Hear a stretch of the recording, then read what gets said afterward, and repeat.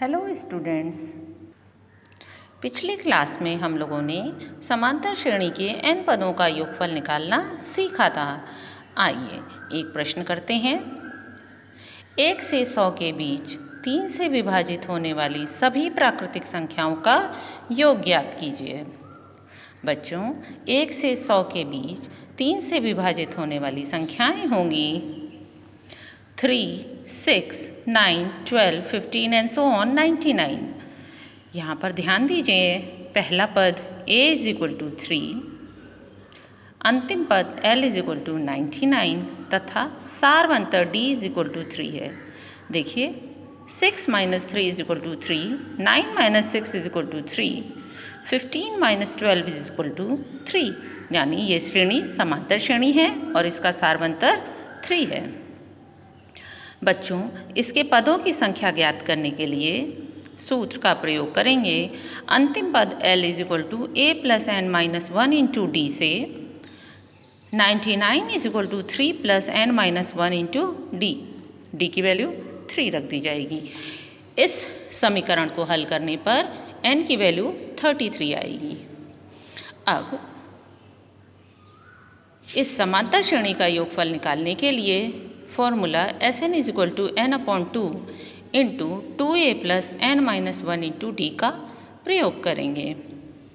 n is equal to 33, a is equal to 3 और d is equal to 3 रखने पर Sn is equal to 33 upon 2 into 2 into 3 plus 33 minus 1 into 3, जिसको हल करने पर 33 पदों का योगफल आता है 1683।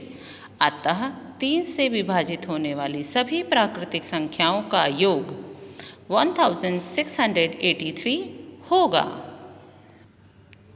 बच्चों, आइए अब किसी समांतर श्रेणी का समांतर माध्य निकालना सीखते हैं। यदि 3 संख्याएं समांतर श्रेणी में हों तो उनमें मध्य की संख्या को प्रथम और तृतीय पद का समांतर माध्य कहते हैं।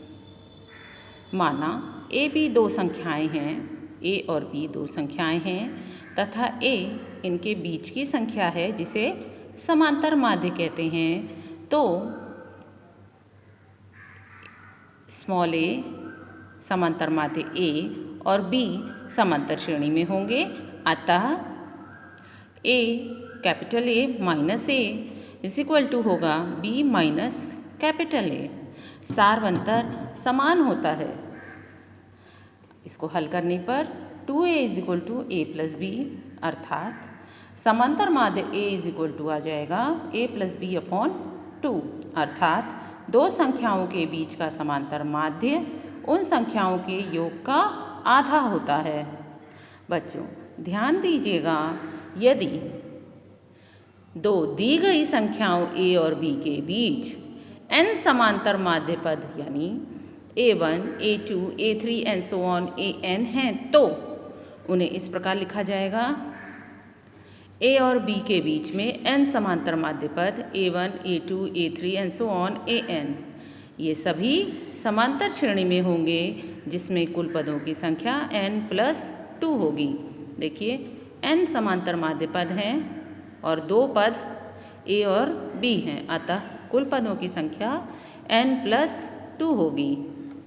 यदि श्रेणी का सारवंतर d हो तो अंतिम पद यानी n प्लस 2वां पद b बराबर हो जाएगा a प्लस n की जगह टोटल n प्लस 2 पद हैं, अतः n plus 2 minus 1 into D, या b is equal to a plus n plus 1 into D, अतः d की वैल्यू आ जाएगी b minus a upon n plus 1।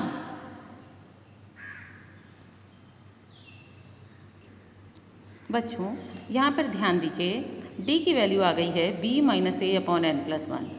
अब हमें a1, a2, a3 पद d जोड़कर निकाल सकते हैं। जैसे पहला पद a है तो a1 इज इक्वल टू हो जाएगा a प्लस डी, a2 हो जाएगा a प्लस 2d, a3 हो जाएगा a प्लस 3d।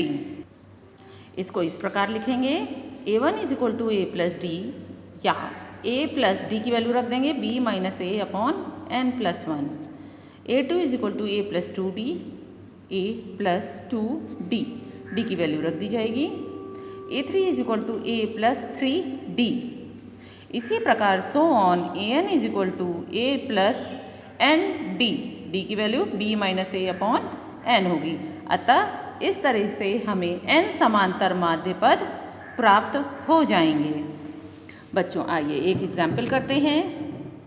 3 तथा 19 के बीच 3 समांतर माध्य पद ज्ञात कीजिए। ध्यान दीजिए 3 तथा 19 के बीच, माना 3 तथा 19 के बीच 3 समांतर माध्य पद A1, A2 और A3 हैं, तो पदों की कुल संख्या कितनी हो जाएगी 3 प्लस 2, 1 2 3 4 5। यहाँ पर हम गिनकर भी बता सकते हैं, जिसमें कुल पदों की संख्या हो गई 5।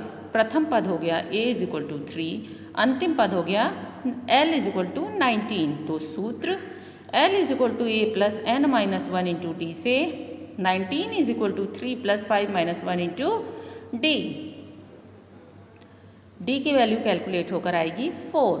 अतः a1 की वैल्यू हो जाएगी a plus D, 3 plus 4 is equal to 7, A2 a plus 2d यानी 11 और A3 a प्लस 3d यानी 15। इस तरह से हमें तीनों समांतर माध्य पद प्राप्त हो जाते हैं। बच्चों आज की क्लास में इतना ही। Thank you.